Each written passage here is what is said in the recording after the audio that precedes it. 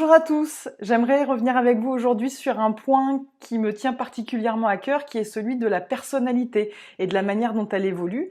Je la mets en lien avec un contexte, une situation que nous vivons tous aujourd'hui, qui est celle du confinement. Pourquoi est-ce que nous ne vivons pas tous le confinement de la même manière? Eh bien, c'est sans doute parce que les fondements, les structures de notre personnalité ne sont pas les mêmes. Qui est Gordon Allport, qui est le fondateur de la psychologie sociale aux États-Unis, et c'est le premier à avoir fait le lien entre personnalité et traits de personnalité, c'est-à-dire les traits de personnalité qui sont à la base caractéristiques de nos comportements et de nos pensées. Donc ça, c'est quelque chose, c'est un point de départ, 1961, très très important. Alors beaucoup plus récemment, c'est monsieur Jacques Fradin qui a développé une approche selon laquelle eh bien, la personnalité, effectivement, donc constituée de traits de personnalité, est définie à la fois par des traits qui sont ineffaçables, issus de notre génétique et de notre empreinte post-natale et qu'il nomme tempérament, et de l'autre côté, effectivement, d'autres traits de personnalité qui, eux, sont acquis tout au long de la vie par un processus de mémoire émotionnelle. Donc c'est très intéressant parce que grâce à son apport théorique et sa connaissance en neurosciences, eh bien, il nous montre que la construction de la personnalité se situe notamment dans ces territoires archaïques, limbiques, que vous voyez en jaune sur le schéma, avec la partie paléolimbique en bas et puis la partie néolimbique en haut. Et donc ce sont dans ces zones que se construisent les fondements de notre personnalité.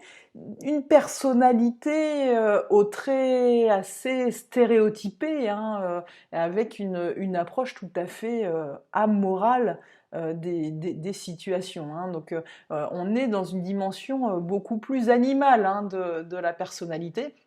Une approche qui m'a beaucoup séduite parce qu'elle était vraiment en lien avec ce que Hannah Arendt développe également, quand elle fait le distinguo entre la zoé et la bios. Eh bien, elle nous dit bien que la vie humaine se situe entre ces deux paradigmes. La zoé, c'est vraiment la vie au niveau de l'espèce humaine, donc notre besoin de reproduction, par exemple, et puis la bios, c'est plutôt la vie à l'échelle autobiographique, telle qu'elle est vécue par l'individu. Alors nous, on a toujours tendance, et c'est vrai, d'un point de vue de la bios, à se percevoir comme étant tout à fait original, tout à fait différent, et nos expériences, effectivement, nous sont propres, et vos expériences à vous ne sont pas les miennes, et ne sont pas celles du voisin. Mais à l'échelle de la zoé, à l'échelle de l'espèce humaine, nos comportements sont beaucoup plus stéréotypés, comme je vous le disais, beaucoup plus répétitifs qu'il n'y paraît. Et c'est d'ailleurs voilà, ce qui fait dire à Franz de Waal, qui est un primatologue assez connu et dont les travaux sont fort intéressants, lui s'est permis de revisiter justement ce qu'on s'imaginait comme étant purement humain, comme type de comportement. Eh bien lui, il a montré que typiquement, les grands primates aussi étaient empathiques. Donc, de manière très audacieuse, ces dernières années, Antonio Damasio a montré comment le fonctionnement des bactéries était hiérarchisé et structuré. Effectivement, il y a des bactéries qui vont être davantage dans la coopération, elles vont fonctionner ensemble. Il y a des bactéries qui sont davantage dans la confrontation, elles vont lutter entre elles.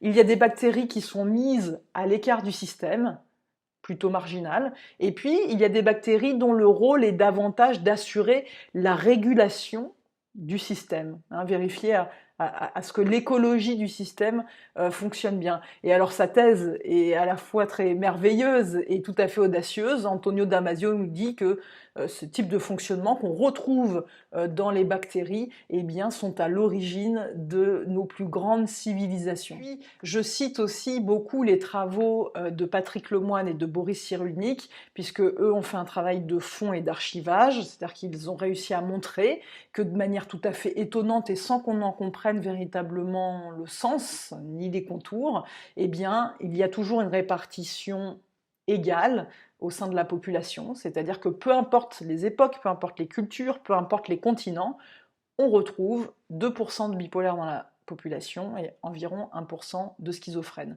Donc tout cela fait réfléchir. Si vous voulez plus d'informations, n'hésitez pas, j'en parle énormément dans mon dernier ouvrage, je ne peux pas tout développer ici, mais c'est vrai que ça m'a beaucoup intéressé de prendre la question de la personnalité sous ce focus beaucoup plus comportemental, quasi animal. Hubert Montagnier sur cette question-là, qui a un parcours extraordinaire, initialement zoologiste, donc qui analyse et regarde le comportement des animaux. Il s'est ensuite intéressé aux enfants et à leur comportement dans les crèches. Donc qu'est-ce que c'est qu'effectivement les comportements de soumission, d'offrande, de sollicitation, d'agression. Et il a établi aussi une typologie. La typologie que j'utilise, ça s'appelle les sémiotypes, c'est comme ça que je les nomme. Et effectivement, c'est une catégorisation à 4 entrées. Alors pourquoi à 4 entrées? Eh bien parce que c'est la seule permanence, la seule invariabilité que j'ai trouvée dans les travaux que je vous ai cités précédemment. Par ailleurs, c'est vrai qu'il existe d'autres modèles comme le MBTI, le HBDI, l'énéagramme. Moi, ma difficulté notamment avec le MBTI et le énéagramme, c'est que je ne peux pas dire en observant la posture d'une personne où est-ce qu'elle se situe. Or, avec cette grille d'entrée à 4, effectivement, c'est possible. Alors, je ne vais pas tout vous développer ici. Sachez que j'ai fait un test pour que vous voyez où vous positionnez. Est-ce que vous êtes plutôt un vigilant, un conquérant, un pragmatique, un syntonique? Et qu'est-ce que le Covid et la période de confinement vient révéler de votre trait de personnalité? N'hésitez pas à le remplir, ce test-là. Je vous ai mis toutes les informations en dessous de la vidéo. Alors les sémiotypes, ils sont à la rencontre de 2 axes principaux. Le premier, c'est celui de la territorialité. Est-ce qu'on est plutôt sur des personnalités de type introverti, c'est-à-dire qui ont une territorialité définie et plutôt autour d'eux? Ou est-ce que ce sont des êtres extravertis et qui ont une territorialité plutôt vaste et débordante? Alors déjà, peut-être que vous vous retrouvez sur cette ligne et cette opposition.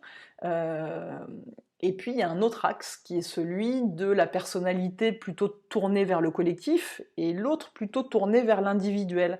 Là aussi, peut-être que vous commencez déjà à sentir où vous situez. Ce qui est intéressant, c'est que forcément, pour des personnes comme le vigilant qui sont à la fois tournées plutôt vers une sphère individuelle et qui ont besoin d'une territorialité courte, si j'ose dire, et en tous les cas autour d'eux. Sur la question de la territorialité, par ailleurs, j'en parle dans une autre vidéo, sur les différentes dimensions de la communication non verbale. Je vous la mets également en barre d'infos si vous voulez en savoir plus. En tous les cas, voilà, celui qui est à la fois dans l'individualité et puis une territorialité qui lui est propre, eh bien forcément, le confinement, il le vit beaucoup mieux que le syntonique qui a une territorialité beaucoup plus expansive et qui en plus a besoin du collectif pour vivre, si j'ose dire.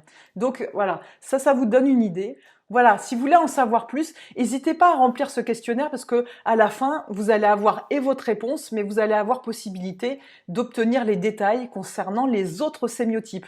Donc ça va vous donner vraiment une idée à la fois globale et complète des différents types de personnalités, des différentes structures qui expliquent pourquoi on vit plus ou moins bien cette période de confinement. Merci beaucoup.